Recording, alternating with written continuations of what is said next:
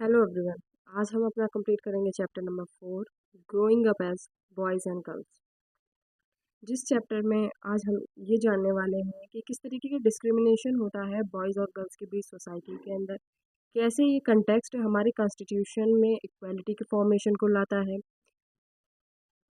ये सारे बेस हैं जो क्या कहते हैं हमारे कॉन्स्टिट्यूशन को बनाने के लिए, हमारी सोशल और पॉलिटिकल लाइफ को उसका कंटेक्स्ट बताने के लिए उसके ये सारे बेस हैं, ये सारी बेस बिल्डिंग है जो हम अपनी एनसीईआरटी पॉलिटी की इन चैप्टर से कंप्लीट कर रहे हैं और ये कंटेक्स्ट को समझ पा रहे हैं कि कैसे कैसे सोसाइटी में पॉलिटिकल और सोशल नॉर्म्स आज भी हैं। तो यहाँ पे हम ये समझेंगे कि कैसे अलग अलग तरीके से अपब्रिंगिंग की जाती है एक लड़के की या एक लड़की की, जेंडर के बेसिस पे कैसे डिस्क्रिमिनेट किया जाता है, कैसे पैदा होते ही उनके अलग अलग रोल्स को डिसाइड किया जाता है कि लड़की है तो अगर इस तरीके से काम करेगी, लड़का है तो किसी एक पर्टिकुलर तरीके से काम करेगा। इन सारी चीज़ों को हम देखेंगे। तो यहाँ पे हम एक आइलैंड के बारे में बढ़ते हैं, सोमान आइलैंड। तो हम ये रिलेट यहाँ पे कुछ स्टोरीज, कुछ केस स्टडीज बताई गई हैं कि कैसे हम रिलेट कर सकते हैं कि अलग अलग जगह पे अलग अलग तरीके के लोग काम करते हैं और कैसे उनके कल्चर्स डिफरेंट हैं। लड़के और लड़कियों को वो कैसे ट्रीट करते हैं। हो सकता है इंडिया में ट्रीट किया जाता है कि महिलाओं को घर के काम करना ज़्यादा ज़रूरी है, लेकिन अलग अलग कल्चर्स में ज़रूरी नहीं है कि सेम अप्रोच के साथ ही चीज़ें की जाती हैं, क्योंकि जितना हम जानते हैं यही ज़रूरी नहीं है कि जितना हम जानते हैं बस उतनी ही दुनिया है। दुनिया इसके बाहर भी है और समझ और सोच इसके बाहर भी है। लोग अपने हिसाब से अपनी चीज़ों को देखते हैं। तो आइए स्टार्ट करते हैं हम अपने चैप्टर को। यहाँ पर हम पढ़ेंगे कि सामोआ नाम का एक आइलैंड है हमारे सदर्न पैसिफिक ओशियन में। 1920s की हम बात कर रहे हैं कि यहाँ पे किस तरीके से लड़के और लड़कियों को रखा जाता था या फिर उनकी अपब्रिंगिंग की जाती थी, क्या सिचुएशन थी, क्या उनके थॉट थे, क्या कंटेक्स्ट था। ये सारी चीज़ हम यहाँ पढ़ेंगे। यहाँ पे एक यूनिक लर्निंग सिस्टम था 1920s में। यहाँ के बच्चे स्कूल नहीं जाया करते थे, बोथ गर्ल एंड बॉयज़ दोनों ही चाइल्ड स्कूल नहीं जाते थे किसी भी जेंडर के।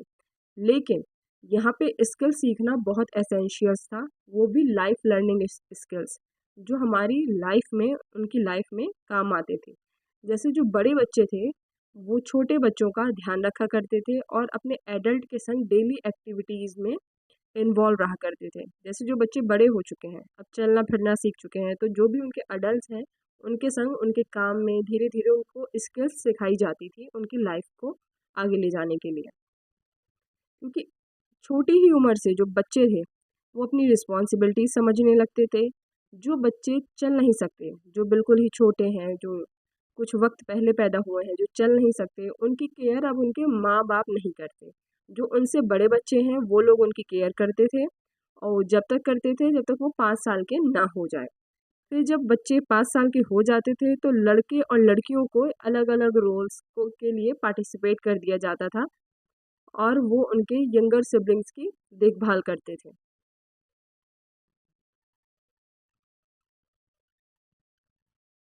जब 9 साल के लड़के हो जाते थे तो उनको किस चीज़ के लिए, स्किल्स डेवलप करने के लिए भेज दिया जाता था और उनसे जो बड़े लड़के हैं उनके संग वो बाहर जाते थे, आउटडोर स्किल्स को, आउटडोर एक्टिविटीज़ को सीखते थे, जैसे फिशिंग, प्लांटिंग कोकोनट। फिशिंग एक बहुत मेन स्किल था क्योंकि वो लोग आइसलैंड पे रहते थे, जिसकी वजह से फिशिंग बहुत इम्पोर्टेंट था उनके लाइवलीहुड के लिए। फिशिंग, प्लांटिंग कोकोनट, और उसी दौरान लड़कियां घर में उस बच्चे को संभालती थी, उसकी केयर करती थी और बाकी की जो भी काम होते थे उनको सीखती थी। लेकिन कुछ वक्त बाद जब वो टीनेजर हो जाती थी, अप्रॉक्स 14 के पास, तो उनको और भी फ्रीडम दे दिया जाता था। उनको 14 के आसपास बाहर जाने की आज़ादी मिलती थी, वो भी पार्टिसिपेटेड करती थी, फिशिंग ट्रिप्स के लिए जाती थी, प्लांटेशन के वर्क सीखती थी, वीविंग बास्केट, टोकरियों का बुनना, बाँस से काम करना, इन सारी चीज़ों को वो सीखती थी। और उसके बाद बॉयज़ चार्ज ले लेते थे कुकिंग का, यानी लड़के भी कुकिंग किया करते थे, स्पेशल कुकिंग हाउस होते थे। सिर्फ लड़कियों को ही कुकिंग करना हो ये कोई ज़रूरी नहीं था। लड़के भी कुकिंग किया करते थे और गर्ल उनको असिस्ट करती थी उन सारी प्रिपरेशंस में। जैसे हम देखते हैं कि हमारी सोसाइटी में एज अ शेफ़ या एज अ हलवाई लड़के कुकिंग करते हैं, क्यों? क्योंकि एक एज अ वर्क कंसिडर किया जाता है और इस चीज़ का पैसा मिलता है। लेकिन अभी अगर किसी भी मेल को कुकिंग करनी हो घर पे, तो वो इस चीज़ को बिल्कुल भी कंसिडर नहीं करता और ना ही काम करता है, ना कुकिंग करते हैं, ना ही इस चीज़ को वो बहुत डिवैल्यूड समझते हैं, क्योंकि इस बात का पैसा नहीं मिलता। आज भी ये डिस्क्रिमिनेशन डिस्टिंक्शन है हमारी सोसाइटी में कि फीमेल्स ही कुकिंग करेंगी, फीमेल ही बच्चों का ध्यान देंगी। इस तरीके की चीज़ें आज भी हैं। अभी हमने सोमान आइसलैंड के बारे में पढ़ा, अब हम पढ़ते हैं मध्य प्रदेश के बारे में।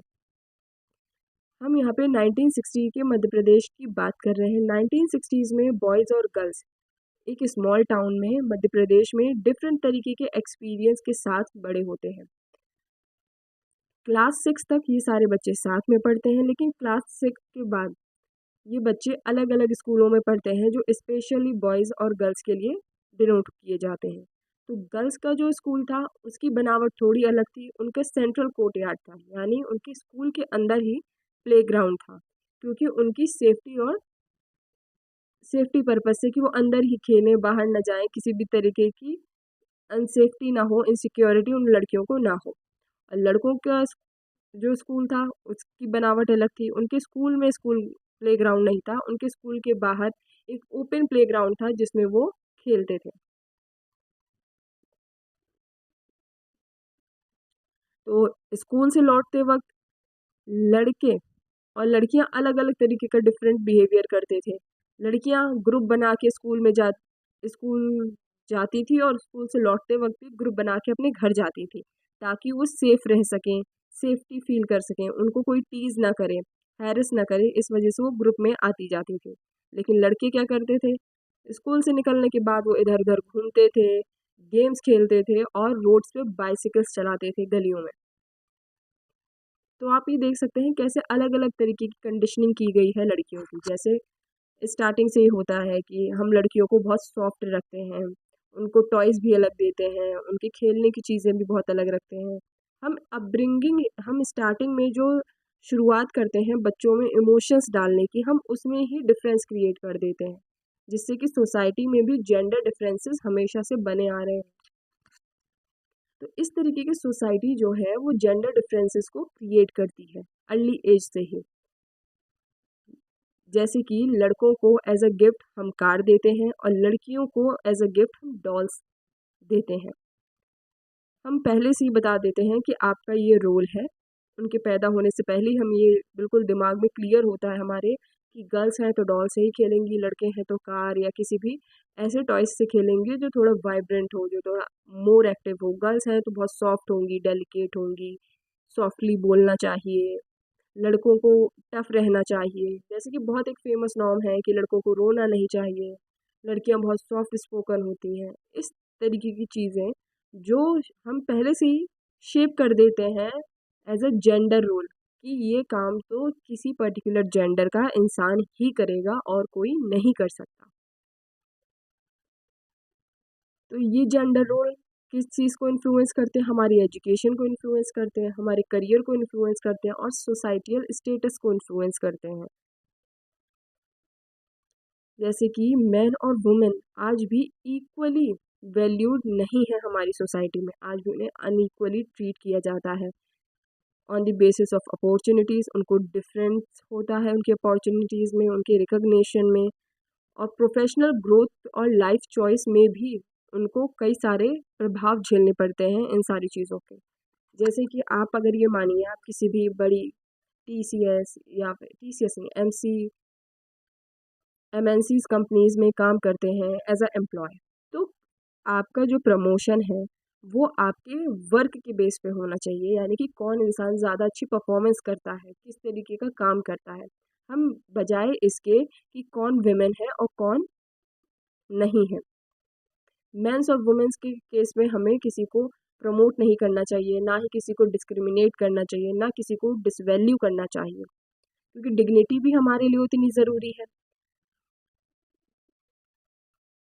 अगर इस तरीके के आप एक चीज़ देखिए, हमारे कॉन्स्टिट्यूशन में इक्वालिटी का राइट है, अपॉर्चुनिटीज़ का राइट है। हमें यहीं से ये सारे कंसेप्ट आए हैं कि हम जेंडर के बेसिस पे किसी से अपॉर्चुनिटी नहीं छीनेंगे, किसी के रंग के बेसिस पे उससे अपॉर्चुनिटी नहीं छीनेंगे, उसका रिकॉग्निशन नहीं छीन सकते हम। तो ये सारी चीज़ें सोसाइटी में सुधार की ज़रूरत है आज भी। जैसे वुमेन्स, वर्किंग वुमेन्स का सबसे ज़्यादा डबल लोड पड़ता है उनके ऊपर, डबल बर्डन हो जाता है। वो घर में भी काम करती हैं और बाहर जाके भी काम करती हैं, और उनके काम, घर के काम को बहुत डिवैल्यूड किया जाता है। जैसे जो होम मेकर्स हैं या फिर हाउस वाइफ्स हैं, उनके काम को कोई वैल्यू नहीं दी जाती। वो दिन भर 24/7 हमेशा हाजिर रहती हैं। जैसे हम सब जानते हैं कि हमारी मदर कितना काम करती हैं, हमारी दादी या हमारी बड़ी बहन, ये सारे लोग मिलके बहुत ज़्यादा काम करते हैं। आपने हमेशा देखा होगा कि घर में कोई अगर लड़की है, वो थोड़ी सी भी बड़ी हो जाती है, अगर वो समझने लायक है, तो वो अपने से छोटे बच्चे का ध्यान रखने लगती है। वो अपनी माँ के साथ थोड़ी बहुत एक्टिविटीज़ में कंट्रीब्यूट करने लगती है, काम सीखने भी लगती है, और थोड़ा बहुत उसकी समझ ज़्यादा डेवलप हो जाती है। क्योंकि ये जो सोसाइटी में हमेशा से इंडल्ज रहा है, ये वही सिखाता है बच्चों को। इस तरीके से जेंडर के बेसिस पे उनके रोल्स को डिसाइड करते हैं। Value house work, house hold house hold जो वर्क है, उसको केयर गिविंग हो गया, बच्चों की देखभाल हो गया, जो हमारे बड़े हैं, बड़े बुजुर्ग हैं, उनकी देखभाल हो गया, जैसे कोई बीमार पड़ गया, ये सब कहाँ किसके लिए कंसिडर किया जाता है कि ये सारा काम सिर्फ वुमेन्स का है। कि बच्चों की देखभाल की रिस्पॉन्सिबिलिटी, हमारे घर में कोई बुजुर्ग है उसकी देखभाल की रिस्पॉन्सिबिलिटी सिर्फ एक औरत की है। डिफरेंट डिफरेंट कल्चर्स और सोसाइटीज़ में ये मान्यता है, लेकिन और उनको ये जो काम करते हैं उसको एज अ रियल लेबर गिना भी नहीं जाता, उसकी कोई एक्नॉलेजमेंट नहीं होती। उनका कहना है कि ये सब कुछ वो अपने परिवार के लिए कर रहे हैं और ये उनका फ़र्ज़ है। क्योंकि बहुत सारे लोग आज भी बोलते हैं, जैसे मान लीजिए कोई आपके घर में कोई मेल पर्सनैलिटी है, वो बाहर जाता है, जॉब करता है, तो अगर वो घर आता है तो वो आपके घर में जो फीमेल पर्सनैलिटी है पूरा दिन काम करती है, जैसे केयर गिविंग है, बच्चों का, बड़ों का ध्यान रखना, घर की साफ सफाई, खाना बनाना, और भी जितने काम होते हैं उन सब चीज़ों का ध्यान रखती हैं। और फिर बाहर से कोई आता है और ये बोल देता है कि तुम घर में दिन भर करते ही क्या हो, घर में कोई काम नहीं होता। तो ये सारी एक सोसाइटी के नॉर्म्स हैं और उनको रियल लेबर की तरह एक्नॉलेज नहीं किया जाता, बल्कि उनका वर्क इतना रेयर होता है, जो बहुत ज़्यादा डिमांडिंग होता है, पूरा इमोशनली भी, फिज़िकली भी बहुत। और सोसाइटी अज्यूम करती है कि जो हाउस होल्ड के जितने भी काम हैं, वो नेचुरली किसे करने चाहिए, एक वुमेन को करने चाहिए। वुमेन ही इनको अच्छे से लीड कर सकती है और इसके लिए उन्हें किसी भी पेमेंट की रिक्वायरमेंट नहीं है। वुमेन का जो कंट्रीब्यूशन उनके घर के लिए होता है, उनके काम के लिए होता है, उसको बहुत अंडर वैल्यू किया जाता है और ओवरलुक किया जाता है, और उस काम का कोई सिग्निफिकेंट इफ़ेक्ट भी इन्वॉल्व नहीं होता, बल्कि वो इतना इम्पोर्टेंट होता है, इतना सिग्निफिकेंट होता है कि अगर वो चीज़ ना की जाए तो बहुत सारे घर या लोग या बच्चे कभी ढंग से पढ़ लिख ना सकें, काम ना कर सकें। ये सारी चीज़ों को उनको बहुत डिवैल्यू किया जाता है, डिमोटिवेट भी किया जाता है। अब जैसे ये लाइफ्स हैं डोमेस्टिक वर्कर्स की, उनके भी काम को बहुत इम्पोर्टेंस नहीं दी जाती। जैसे डोमेस्टिक वर्कर हैं, मोस्टली वुमेन्स होती हैं, क्योंकि ये वेरियस टास्क टास्क परफॉर्म्स करती हैं, जैसे sweeping, cleaning, washing clothes, dishes, बर्तन धोना, और बच्चों की देखभाल करना, जो उनसे छोटे हैं, जो बच्चे बड़े हो जाते हैं वो उनके छोटे बच्चों की देखभाल करते हैं। ये सारी चीज़ें होती हैं। इनका जो काम है इसमें बहुत ज़्यादा मेहनत की ज़रूरत है और बहुत कम पैसे पे, बहुत लो वेजेस पे इन्हें काम करना पड़ता है, और इनके काम को भी सोसाइटी में बहुत अंडर वैल्यू समझा जाता है। मान लीजिए ज़्यादातर एज अ डोमेस्टिक वर्कर एक फीमेल को ही कंसिडर किया जाता है। लोग अपने घरों में फीमेल वर्कर ही चाहते हैं, क्योंकि वो उनके संग थोड़ा सा नॉर्मल रहते हैं। उनको चाहते हैं, उन्हें लगता है कि उनके संग सेफ्टी है उनके घर की। वो अपने घर से सुबह जल्दी उठती हैं, बिल्कुल सुबह निकलती हैं तो अपने घर का भी काम करके निकलती हैं और फिर काम पर भी जाती हैं। अगर देखा जाए तो वो एक वर्किंग वुमन है, लेकिन उनके काम की कोई ख़ास वैल्यू नहीं होती हमारे सोसाइटी में भी। बहुत सारे लोग जिनके घर ऐसे डोमेस्टिक वर्कर्स आते हैं काम करने, उनको बिल्कुल अच्छे से उनको ट्रीट नहीं करते, उनकी डिग्निटी को नहीं समझते कि हर इंसान जो है वो इक्वल है, तो उसकी भी कोई डिग्निटी है, उनको रिस्पेक्ट नहीं करते। और जो बड़े-बड़े घरों में नौकर लगे होते हैं या डोमेस्टिक वर्कर्स या हेल्पर या हाउस हेल्प, हम कुछ भी नाम दें, वो काम करते हैं, उनको प्रॉपर खाना भी नहीं दिया जाता। जैसे कि चाय के साथ सिर्फ़ रात की या 2 रोटी दे दी जाती है और मान लीजिए उनको ज़्यादा भूख है, उनकी लेबर बहुत ज़्यादा है, उनका हार्ड वर्क बहुत लगेगा इसमें, उस हिसाब से उन्हें खाना भी नहीं दिया जाता। ये सारी चीज़ें इन्हें फ़ेस करनी पड़ती हैं सोसाइटी में। यहाँ पे बात की जा रही है मालिनी की, इस फ़ोटो में, कि मालिनी एक डोमेस्टिक वर्कर है जो सुबह जल्दी उठ जाती है और रात को देर रात तक काम करती है। इनको बहुत सारे हार्श ट्रीटमेंट को फेस करना पड़ता है ड्यूरिंग इनकी वर्किंग के ज़रिए, क्योंकि इनकी वर्किंग कंडीशन बहुत अलग है। इनको मिसट्रीटमेंट दिया जाता है, इनकी रिस्पेक्ट नहीं की जाती और इनके सारे एफर्ट को रिलेंटलेस कर दिया जाता है। बल्कि इनका इन्वॉल्वमेंट सोसाइटी में उतना ही है जितना किसी और इंसान का। हाउस होल्ड वर्कर्स का जो काम है वो बहुत ज़्यादा फिजिकली डिमांडिंग है, जो जिसमें बहुत सारी स्ट्रेंथ और एंड्योरेंस चाहिए। मान लीजिए पानी भरना हो, जैसे फायरवुड कलेक्ट करना हो, कपड़े धोने हो, क्लीनिंग करनी हो, कुकिंग करनी हो घंटों घंटों के लिए। कुकिंग करने में भी बहुत समय जाता है, तो ये पूरी तरीके से फिजिकली और मेंटली पूरी तरीके से बहुत डिमांडिंग है। जैसे रूरल एरियाज़ में क्या होता है, जो औरतें या लड़कियां होती हैं वो बहुत दूर दूर तक जाती हैं पानी भर के लाने के लिए विलेजेस में, और लकड़ियां लेने जाती हैं अपने घर का चूल्हा जलाने के लिए।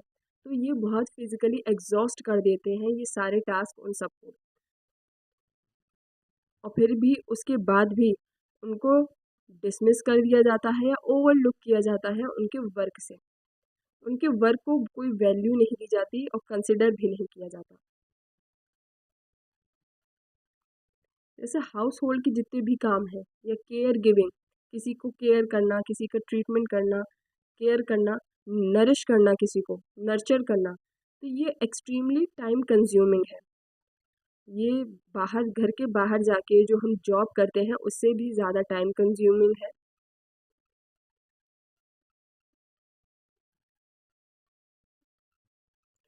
जो औरतें घर पे काम करती हैं वो उनका बहुत ज़्यादा महत्व है, क्योंकि वो आदमियों से ज़्यादा काम करती हैं और उनका बहुत कम टाइम ऐसा होता है कि जो उन्हें आराम के लिए मिले।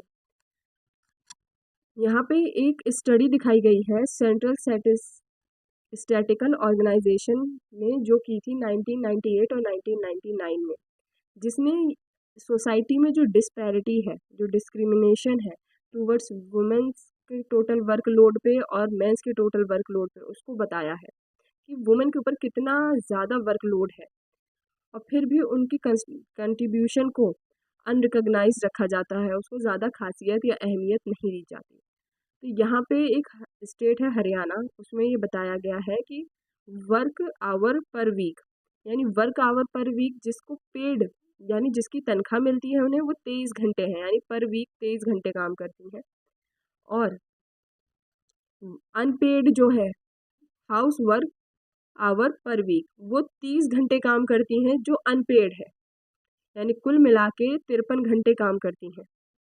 और मेन क्या करते हैं, 38 घंटे काम करते हैं पेड में, और अनपेड करते हैं सिर्फ 2 घंटे, यानी 40 घंटे ये काम करते हैं, जिसमें से 2 घंटे का इन्हें पैसा नहीं दिया जाता और 38 घंटे का मिलता है। और यहाँ पे डायरेक्ट इतना बड़ा डिफरेंस है कि 23 आवर्स का इन्हें पैसा मिलता है और 30 घंटे का इन्हें कोई पैसा नहीं मिलता। तो आप ये समझिए कि एक विमेन के ऊपर कितना वर्कलोड है, कितना डबल बर्डन है। इसी तरीके से तमिलनाडु में 19 आवर्स पेइंग है और 35 आवर्स नॉन पेइंग वर्क है, जो वो अपने घर के लिए करती है, जो हाउस होल्ड वर्क्स हैं उन सारी चीज़ों को कंसिडर किया गया है। और मैन ऐसे ही 40 घंटे काम करते हैं जिसका पैसा मिलता है, और 4 घंटे वो काम करते हैं जिसका पैसा नहीं मिलता।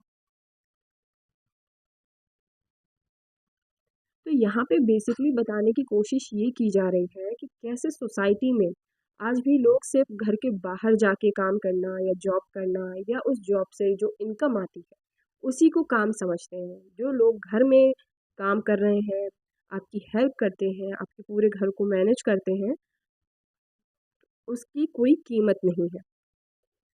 तो अगर हम ये समझें कि यहाँ पे दो बच्चे हैं जो आपस में उन्हें एक प्रोजेक्ट दिया गया है और उन्हें प्रोजेक्ट बनाना है वर्किंग आवर्स को लेके, तो वो एक लड़की है, वो अपनी मम्मी के पास जाती है और उसकी मम्मी काम करती हैं यानी बाहर जॉब करती हैं। तो उनका ये कहना था कि हरप्रीत की मम्मी वॉलंटियर करती हैं हमारे स्कूल में। छु- तो तो एक दिन आप भी छुट्टी लेके हमारे स्कूल में आके वॉलंटियर कीजिए, क्योंकि हरप्रीत की मम्मी को कोई काम नहीं रहता और वो घर पे रहती हैं।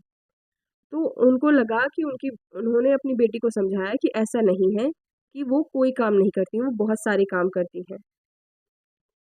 तो उन्होंने ये डिसाइड किया कि हरप्रीत की मम्मी के घर वो जाती हैं और ये बताती हैं कि मेरी बच्ची को ये लगता है कि आप घर से बाहर नहीं जाती, तो आप कोई भी काम नहीं करती होंगी। तो इसकी वजह से हरप्रीत ने भी कहा कि हाँ आंटी, सही बात तो है, मम्मी तो घर से जाती ही नहीं तो वो कोई काम नहीं करती। तो उन्होंने इसी मौके का फ़ायदा उठाते हुए हरप्रीत की मम्मी को ये सजेशन दिया कि आप एक दिन सारा काम घर का छोड़ दीजिए। तो अब वो आंटी तो उस घर से चली गई, लेकिन हरप्रीत की मम्मी एक दिन के लिए स्ट्राइक पे आ जाती हैं और वो अपने हरप्रीत को और हरप्रीत के पापा को ये बता देती हैं कि मैं एक दिन के स्ट्राइक पे हूँ, मैं आप लोगों का कोई काम नहीं कर सकती। तो अब वो बच्चे भी खुश हो गए हैं, हरप्रीत खुश हो जाता है और ये बोलता है कि चलो मज़ा आएगा, मैं अपने पापा के संग मिलके सारे काम को करूँगा और संभाल लूँगा। तो सुबह होती है, ना तो ब्रेकफास्ट रेडी है, ना बच्चा तैयार है स्कूल जाने के लिए। तो उसके पापा उठते हैं, बोलते हैं कि मेरा ब्रेकफास्ट कहाँ है? ये सारी चीज़ें पूछते हैं। तो उनको याद दिलाया कि मैं तो स्ट्राइक पे हूँ, मैं आपके लिए ये सब कुछ भी नहीं कर सकती। तो वो जल्दी-जल्दी सारे काम को करने की कोशिश करते हैं। फिर वो बच्चे को कहते हैं कि जल्दी से चलो, उसने ब्रेकफास्ट भी नहीं किया होता और वो भाग के जाते हैं, अपने बच्चे को स्कूल बस के लिए लेके जाते हैं ताकि वो लेट ना हो जाए। और वो उसको कुछ पैसे देने लगते हैं कि तुम कैंटीन में कुछ खा लेना। तो वो हरप्रीत की मम्मी ने उसे ऑलरेडी दे दिए होते हैं। फिर वो लोग जब लौट के आते हैं तब भी उन्होंने घर पे खाना नहीं बनाया होता। शाम को वो लौट के आते हैं, कहते हैं मैं बहुत थका हूँ, मुझे बहुत भूख लगी है। और जब घर में एंटर करते हैं तो देखते हैं कि सारा घर जो है बहुत फैला हुआ है, कोई साफ सफाई नहीं है, कोई काम घर का नहीं हुआ। तो वो तब उन्हें समझ आता है कि किस तरीके से जो हरप्रीत की मम्मी है पूरा दिन घर को साफ रखती हैं, सारे जो बेसिक काम होते हैं वो सारे काम करती हैं, जैसे क्लीनिंग, स्वीपिंग, खाना बनाना, कपड़ों का काम, सारी चीज़ों का वो कैसे ध्यान रखती हैं। और तब उन्हें समझ आया कि घर के काम की भी उतनी ही वैल्यू है। तो ये स्टोरी इसलिए थी कि बच्चे और जो सोसाइटी में लोग हैं उनको ये चीज़ समझ आए कि किस तरीके से घर में जो काम किया जाता है वो कितना ज़रूरी होता है। अब हम आगे बढ़ते हैं, women's work and equality. Women को वर्क के प्लेस पे उनको इक्वालिटी मिलना किस तरीके की चीज़ है।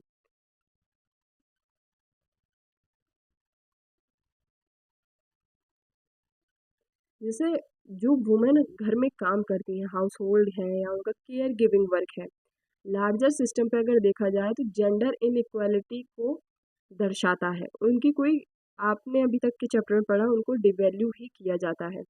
इस एड्रे इस इशू को एड्रेस करते हुए तो क्या-क्या रिक्वायर है? ना इंडिविजुअल फैमिली ही नहीं, हमें फैमिली लेवल पे भी कुछ एक्शन लेने होंगे। सिर्फ गवर्नमेंट ही सब कुछ नहीं कर सकती कि गवर्नमेंट ने इक्वालिटी और डिग्निटी का राइट सबको दे रखा है।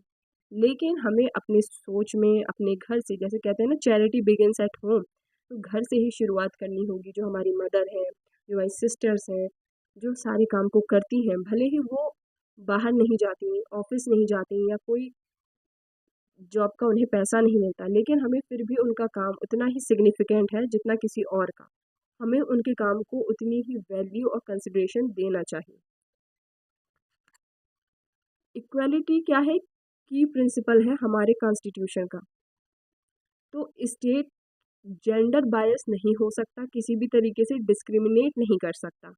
इनइक्वालिटी बिटवीन वुमेन परसिस्ट, यानी मैन और वुमेन के लिए इनइक्वालिटी को नहीं आगे बढ़ाया जा सकता। हमें इसके लिए पॉजिटिव स्टेप्स लेने होंगे, ताकि गवर्नमेंट को पॉजिटिव स्टेप्स लेने होंगे ताकि जो वुमेन है इनइक्वालिटी फील करती हैं उसको ख़त्म किया जा सके। तो गवर्नमेंट ये रिकॉग्नाइज करती है कि जो विमेंस हैं उन पे बर्डन ज़्यादा है और उन पे चाइल्ड केयर का भी बर्डन है। तो हाउस वर्क भी करना पड़ता है उनको मोस्टली, तो इसलिए वुमेंस और गर्ल्स को ये चीज़ें बहुत इफ़ेक्ट करती हैं, जिसकी वजह से वो स्कूल नहीं अटेंड कर पाती हैं, जो गर्ल चाइल्ड होती हैं, घर के बाहर जाके काम नहीं कर सकती और अपने करियर को भी नहीं आगे बढ़ा सकती। तो यहाँ पे आप एक ये देख रहे हैं, ये है आंगनवाड़ी की फ़ोटो, जहाँ पे बहुत सारे बच्चे आपको नज़र आ रहे होंगे और ये विमेंस हैं जिनको अपॉइंट किया गया है एज आ आंगनवाड़ी वर्कर। अब ये यहाँ पे आएंगी, बच्चों को संभालेंगी, तो इनको भी एक जॉब मिल जाती है। तो इससे क्या होता है, तो वुमेन को सपोर्ट करने के लिए, गर्ल्स को सपोर्ट करने के लिए गवर्नमेंट ने कुछ इनिशिएटिव्स चलाए। उन्होंने चाइल्ड केयर सेंटर्स, आंगनवाड़ी खोली कहाँ पर? गांव में, जहाँ पे जो ऑर्गेनाइजेशन है वो 30 फीमेल्स एम्प्लॉयज़ को हायर करेगी, जो वहाँ पे क्रैश फैसिलिटीज़ को प्रोवाइड कराएंगी। यानी कि जो वर्किंग वुमेन्स हैं उनके जो बच्चे हैं घर में और जो गर्ल्स हैं वो ताकि स्कूल अटेंड कर सकें। जैसे कि जो लड़कियां बड़ी हो जाती हैं तो उनको माँ का हाथ बटाने के लिए घर में रोक लेते हैं, स्कूल नहीं जाने देते, या जो वर्किंग वुमेन्स हैं वो काम कर सकें बाहर जाके। और अब जितनी भी फैसिलिटीज़ हैं, जैसे ऑफिस जाती हुई जो महिलाएं हैं उनके लिए क्रैश खोले जाते हैं ऑफिस में, जिसमें कि वो अपने छोटे बच्चों को ला सकती हैं स्कूल्स में, ताकि उनके बच्चों का ध्यान रखा जाए, देखभाल की जाए और वो जिससे अपना काम भी अच्छे से कर सकें, ताकि उन्हें अपॉर्चुनिटी मिस ना करनी पड़े। वो सिर्फ एक जेंडर की वजह से कि वो इस तरीके से हैं तो उन्हें अपॉर्चुनिटी ना मिस करनी पड़े और सिर्फ बच्चे का पूरा भार सिर्फ किसी एक लेडी पे ना आ जाए। तो यहाँ पे आप एक ड्राइंग देख रहे होंगे कि यहाँ पे अलग अलग हाथ, बहुत सारे हाथ बनाए गए हैं। बच्चे को संभालना, पानी भरना, घर में जितने भी चीज़ हैं उनका बजट बनाना, बाकी कामों को करना, सबको प्यार देना, सबकी केयर करना, सबको नर्चर करना, खाना बनाना, साफ सफाई, कपड़ों का काम, ये सारी काम किससे एक्सपेक्ट किए जाते हैं? एक फीमेल से ही एक्सपेक्टेशन होती है इन सारे कामों की। तो अब हमें ये समझ आ गया कि किस तरीके की डिफरेंसेस होते हैं जेंडर बायस पे। आज भी इक्वालिटी का राइट हमारे कॉन्स्टिट्यूशन ने हम सबको दिया है, इक्वल अपॉर्चुनिटी का भी राइट है हमारे पास, लेकिन फिर भी जेंडर के बेसिस पे अभी भी बहुत ज़्यादा डिस्क्रिमिनेशन है और ये धीरे धीरे तब ख़त्म होगा जब हम अपने आसपास के लोग जो बहुत सिग्निफिकेंट हैं, जो अपने काम से, चाहे वो हमारे घर की फीमेल्स हों, चाहे डोमेस्टिक वर्कर्स हों, चाहे और भी लोग हों, जो अपने काम से हमें हमें हेल्प करते हैं, तो उनको डिवैल्यूड ना करके उनको वैल्यू दें, उनके काम को अप्रिशिएट करें। जैसे आप सभी जानते हैं कि अगर हम किसी भी अच्छी सरकारी नौकरी जैसे यूपीएससी हो गया, किसी भी एडमिनिस्ट्रेटिव टाइप की या फिर किसी भी ऑफिसर रैंक की नौकरियों के लिए सेलेक्ट होते हैं, तो वहाँ पे सबसे पहली चीज़ क्या सिखाते हैं? जैसे मिलिट्री हो गया, आर्मी हो गया, इन सारी चीज़ों को कि हमें आसपास साफ सफाई रखनी चाहिए। सबसे पहले अपने जितने भी काम हैं वो हमें खुद करने चाहिए, चाहे हमें अपने कपड़े को साफ करना हो, उसको आयरनिंग हो, अपने फूड को प्रिपेयर करना हो, अपनी जितनी भी सेल्फ केयर की चीज़ें हैं वो हमें खुद करनी चाहिए। तो ये सारी स्किल्स हमें शुरुआत से ही, ज़रूरी नहीं है कि हम किसी जॉब में सेलेक्ट हों, कहीं जाएं, कहीं ऑफिसर बने तभी ये सारी चीज़ें सीखें। हमें अपने घर से ही शुरुआत करनी चाहिए कि जो भी बच्चा, जो भी चाइल्ड, चाहे वो गर्ल हो या फिर बॉय चाइल्ड हो, उनको खाना बनाना एक बेसिक स्किल है जो सबको आनी चाहिए, साफ सफाई सबको आनी चाहिए, अपने कपड़ों की और अपनी चीज़ों का मैनेजमेंट आना चाहिए और ये हमें शुरू से सिखाना चाहिए, जिसकी वजह से जेंडर डिस्पैरिटी ना हो, अपॉर्चुनिटी डिस्पैरिटी ना हो और एक दूसरे की काम की हम वैल्यू कर सकें। कि दूसरा इंसान जो घर में प्रेजेंट है वो कितना ज़्यादा बर्डन देता है, कितना फिजिकली और मेंटली इमोशनली तीनों तरीके से एग्जॉस्ट हो जाता है ये सारे काम करके। तो इस तरीके से हमें अगर हम करेंगे तो बच्चों को वैल्यू मिलेंगी, ताकि वो बड़े होके भी इस जेंडर इनइक्वालिटी को ख़त्म कर पाएंगे। ग्लॉसरी, आइडेंटिटी क्या होती है? आइडेंटिटी वो एक नोशन होता है सेल्फ अवेयरनेस का, जिससे पता चलता है कि इंसान सेवरल आइडेंटिटीज होती है कि इंसान बेसिकली है क्या। जैसे कि आइडेंटिटी क्या है कि मैं एक लड़की हूँ, आइडेंटिटी ये है कि मैं किसी की सिस्टर हूँ, आइडेंटिटी ये है कि मैं एक म्यूजिशियन हूँ। तो एक इंसान की कई आइडेंटिटी होती है। डबल बर्डन, जैसे अभी हमने देखा कि जो फीमेल्स हैं उनके पास डबल बर्डन होता है, जैसे वो घर के बाहर भी काम करती है और घर पे आके भी काम करती हैं। तो इस तरीके के डबल बर्डन होते हैं। केयर गिविंग का मतलब ये होता है कि एक ऐसा टास्क जो किसी को बाद में लुक आफ्टर करना, किसी को नर्चर करना, किसी का ख्याल रखना, ये फिजिकली टास्क है जो बहुत स्ट्रॉन्ग इमोशनल एस्पेक्ट भी रखता है। जिसमें आप किसी को डांट के, कोई बीमार इंसान है तो आप उसको डांट डपट के उसका ख्याल नहीं रख सकते, आप बहुत प्यार से ही उसका ख्याल रख सकते हैं। तो इमोशनली भी अवेलेबल होना पड़ता है इंसान को। डिवैल्यूड, डिवैल्यूड का मतलब है कि किसी भी इंसान के किए गए टास्क का कोई रिकॉग्निशन ना करना, उसके किसी काम की कोई वैल्यू ना करना। मान लीजिए आपसे कहा गया कि आप स्कूल में एक प्रोजेक्ट को बना के लाएंगे और आप स्पेशली सारी चीज़ों को करते हैं, या फिर यहाँ पे बताया गया है कि आपने अपने किसी दोस्त के लिए एक स्पेशल बर्थडे गिफ्ट प्रिपेयर किया अपने खुद हाथों से। आप जाते हैं उसकी बर्थडे पार्टी में और आप उस गिफ्ट को अपने दोस्त को प्रेजेंट करते हैं, लेकिन उसका कोई खास रिएक्शन नहीं था, उसने नॉर्मल गिफ्ट की तरह उसको लिया और उठा के रख दिया। तो आपको इस बात का बुरा लगेगा, क्यों? क्योंकि आपने पूरा अपनी थिंकिंग, अपने इमोशन के साथ पूरी चीज़ों को प्रिपेयर किया, अच्छे से बनाया और उसकी कोई वैल्यू नहीं की।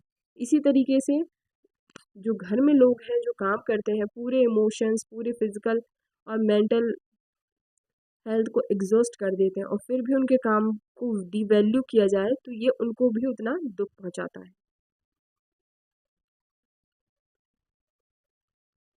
आई होप आप सबको ये चैप्टर समझ आया होगा कि किस तरीके के जेंडर बायस डिस्क्रिमिनेशन है, कैसी सारी चीज़ें हमारी सोसाइटी में हैं। आने वाली चैप्टर में हम देखेंगे कि वुमेन का क्या रोल है सोसाइटी में।